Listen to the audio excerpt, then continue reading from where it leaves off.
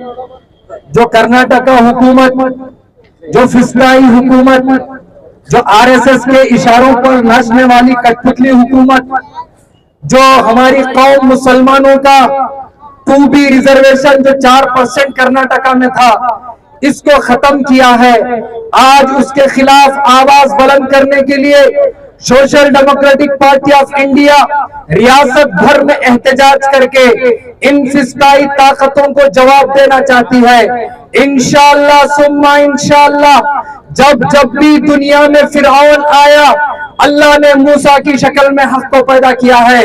आज ये RSS BJP, इनकी उम्र 100 साल होने को है। इनकी फिरौनियत, इनका नंगा नाच, ये फिरौन अपने दम पर, अपने ताकत और सत्ता के नशे में चूर होकर इस कौम पर जुल्म करना चाह रहे हैं। लेकिन याद रखो, अल्लाह ने इसी कर्नाटका में, इसी भारत में आरएसएस और बीजेपी के नाच को खत्म करने के लिए अल्लाह ने social democratic party of India को पैदा किया है।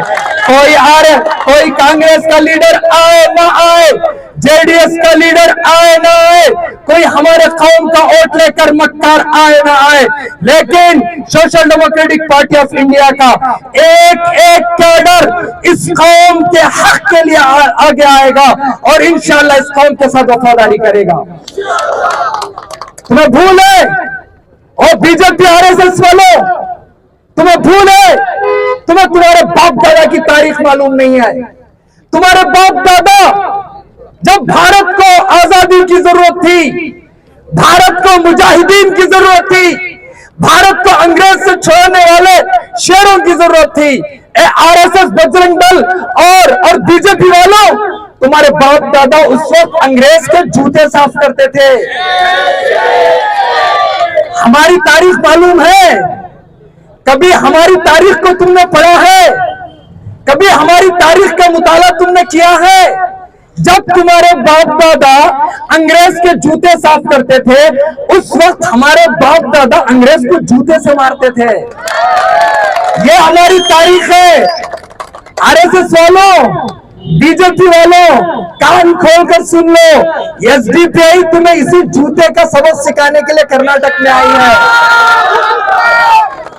मैं मुस्लिम एमएलए को जो सेकुलर पार्टियों में हैं, उनसे पूछना चाहता हूं, इस कौम का वोट लेना हो तो तुम आते हो, इस कौम से भीख मांगना हो तो तुम आते हो, इस कौम के वक्त को बेचना हो तो तुम आते हो, इस कौम के नाम पर पैसे खाना हो तो तुम आते हो।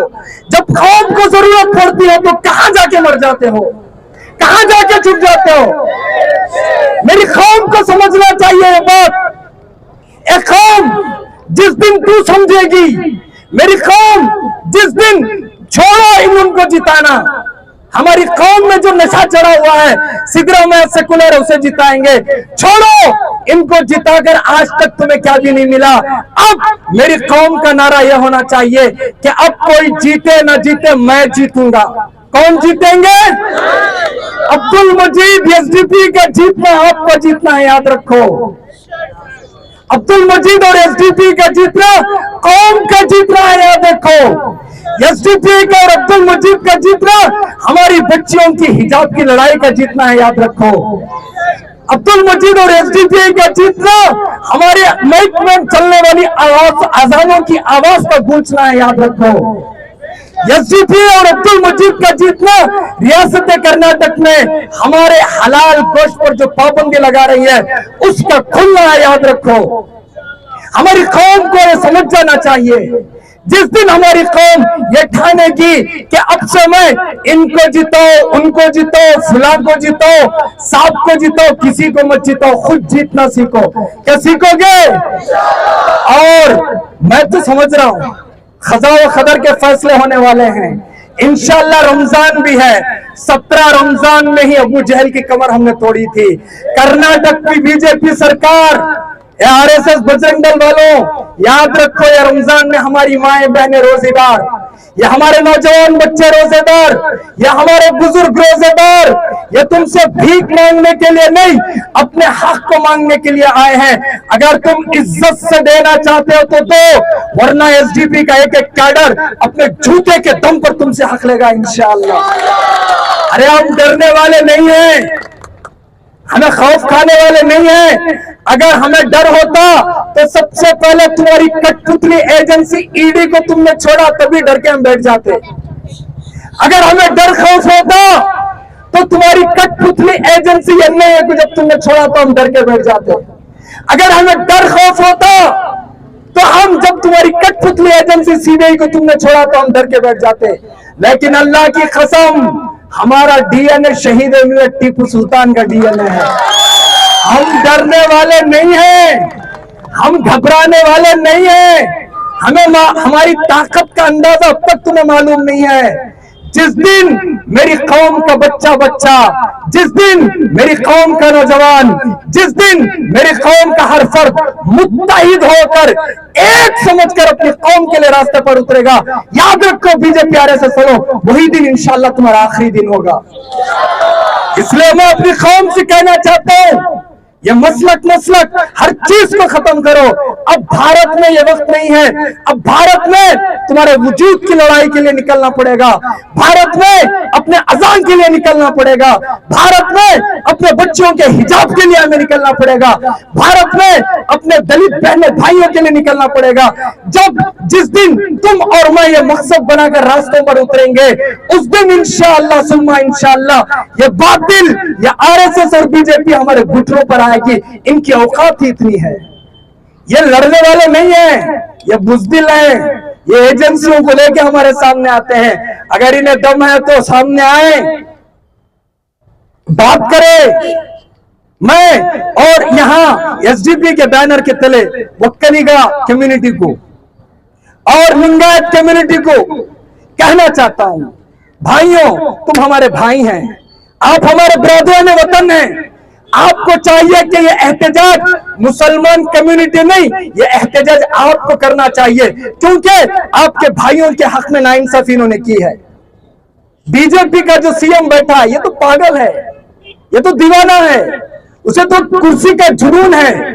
वो 40% कमीशन खा के उसकी अकल गधे की हो गई है। बीजेपी के हर एमएलए, हर सीएम, हर एमपी की अकल 40% कमीशन खा के उनकी अकल गधे और कुत्ते की हो गई है। उन्हें कुछ समझ में नहीं आता। अगर उन्हें समझ में आना है तो एसडीपी के एक एक कैंडिडेट को जिता के असेंबली में भेजो, उनका चेहरा देख के उनका दिमाग ठिकाने पे आ जाएगा।